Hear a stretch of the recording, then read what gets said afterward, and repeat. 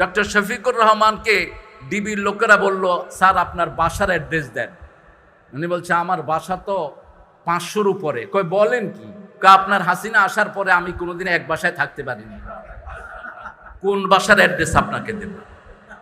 জামাতের সমস্ত দাওয়াতটা একদম গ্রাসরুট লেভেলে ছড়িয়ে দিয়েছেন তিনি ছিলেন আল্লামা সাঈদী রাহমাহুল্লাহ। এরপরে আমাকে যারা চিহ্নিত করে, আপনারা দেখেছেন মিডিয়াতে যখনই আমার নাম নেয় জামাইচ্চা তারেক মনোয়ার, এবং আমাদেরকে কারা প্রমোট করে, আমাদের বিরুদ্ধে কারা বলে, আমাদের বিরুদ্ধে বর্তমান যে সমস্ত ওয়াইজগুলো, এগুলো আমাদের বিরুদ্ধে প্রশাসনকে সবসময় কান ভারী করে। তো এগুলোতে পাত্তা দিয়ে কোনো লাভ নেই। আমরা আমাদের দাওয়াত চালিয়ে যাই।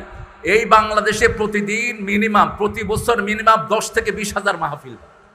এমন কোনো গ্রাম নাই যেখানে মাহফিল হয় না, কম্পিটিশন দিয়ে মাহফিল হয়। এবং ইউনিয়ন তো আছে, গ্রাম পর্যন্ত করছে মাহফিল, ছোট ছোট মসজিদগুলো পর্যন্ত মাহফিল করছে।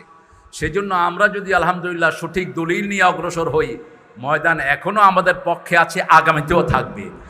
আমাদের সুরে কথা না বললে ওয়াজ খায় না কেউ, আমাদের সুরেই কথা বলতে হয়, আমাদের টোনে কথা বলতে হয়।